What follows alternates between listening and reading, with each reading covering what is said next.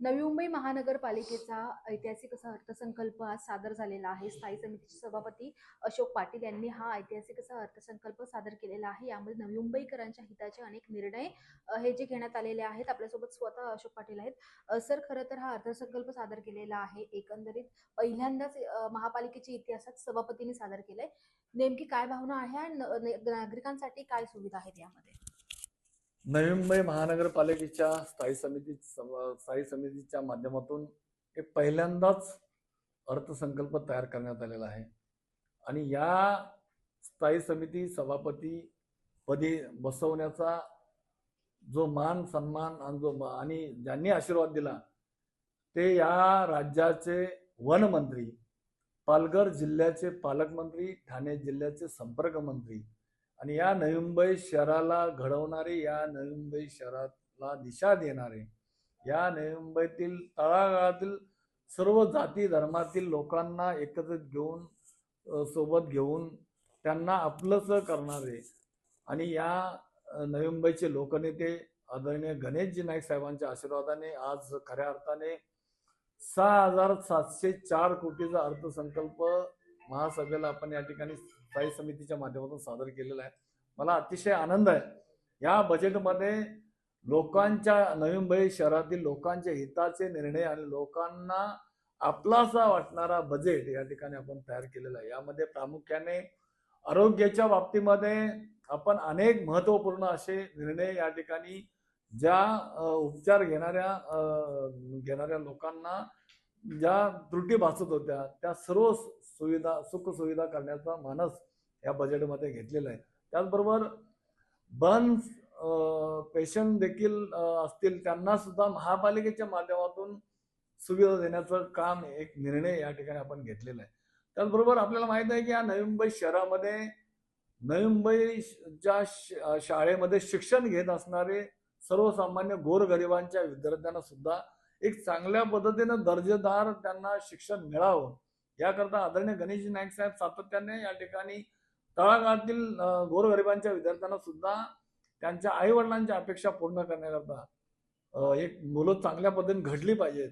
कोणी IPS झाला पाहिजे, कोणी IAS झाला पाहिजे, डॉक्टर, वकील, अशा अनेक आई वडिलांची स्वप्न आहेत ती पूर्ण करण्याकरता या बजेटमध्ये आपण तरतूद करून घेतलेली आहे. त्याचबरोबर या ठिकाणी खऱ्या अर्थाने ज्या पद्धतीनं अनेक वर्षापासून ठोक मानधनावरती काम करणारे जे कर्मचारी आहेत त्यांना एक महत्वपूर्ण निर्णय आदरणीय गणेशजी नाईक साहेबांच्या आशीर्वादाने आपण या ठिकाणी कायम करण्याचा निर्णय सुद्धा या ठिकाणी घेतलेला आहे. त्याचबरोबर या नवी मुंबई शहरामध्ये अनेक कर्मचारी कंत्राटी पद्धतीने काम करतात, त्यांना सुद्धा त्यांच्या कुटुंबामध्ये सुद्धा आनंदाचं वातावरण राहिलं पाहिजे म्हणून त्यांना वेतन वाढीचा सुद्धा निर्णय आपण या ठिकाणी घेतलेला आहे. त्याचबरोबर या नवी मुंबई शहरामध्ये माता भगिनींकरता योजनांच्या बाबतीमध्ये सुद्धा विविध योजना त्यांच्यापर्यंत पोहोचवण्याचं काम आणि त्यांच्या माध्यमातून त्यांना उत्पन्न कसं प्राप्त होईल या दृष्टिकोनातून आपण हा बजेट तयार केलेला आहे. त्याचबरोबर नवी मुंबई शहरातील तरुण युवकांकरता सुद्धा क्रीडाच्या बाबतीमध्ये किंवा तरुणांना सुद्धा चांगल्या पद्धतीने या ठिकाणी समाविष्ट क्रीडामध्ये किंवा अनेक वेगवेगळ्या खेळामध्ये त्यांना सहभागी होता येईल यासाठी सुद्धा आपण अर्थसंकल्पात तरतूद केली. यामध्ये अर्थसंकल्पामध्ये कोणत्याही प्रकारचा कर हा आकारला जाणार नाही, हा नवीन नियम आहे. या संदर्भात काय आहे? आपल्याला माहित आहे या नवी मुंबई शहरामध्ये सर्व नवी मुंबईकरांना, सर्वसामान्यांना आदरणीय गणेशजी नाईक साहेबांनी भविष्यामध्ये या ठिकाणी मागील 25 वर्ष कर वाढवला नाही, पाणीपट्टी वाढवली नाही आणि भविष्यामध्ये 20 वर्ष सुद्धा या शहरातील रहिवाशांना कुठल्याही प्रकारे कर वाढणार नाही, पाणीपट्टी वाढणार नाही हा दिलेला शब्द या बजेटमध्ये आपण तरतूद करून घेतलेला आहे आणि तो आम्ही पाळलेला आहे. कुठेतरी एक शेतकऱ्याच्या मुलाला तुम्ही म्हणजे गणेश नाईकांनी पुढे केलेला आहे. पहिल्यांदा सुरुवात तुमच्यापासून झालेली आहे बजेट मांडण्याची. काय भावना आहे एकंदरीत? साहजिकच आहे.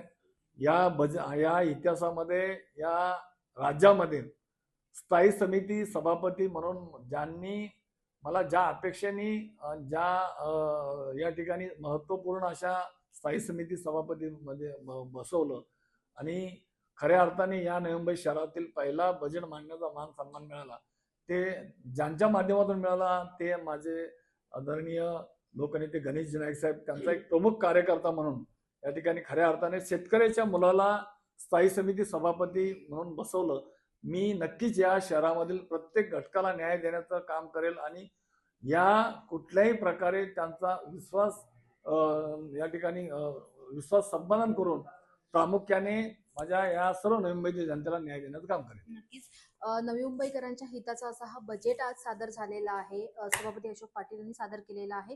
त्यामुळे नक्कीच येणाऱ्या काळामध्ये नवी मुंबईचा विकास होण्याची शक्यता ही वर्तवण्यात येत आहे. व्हिडिओ जर्नलिस्ट सुमितसह मी आकांक्षा देशमुख, लोकशाही मराठी, नवी मुंबई.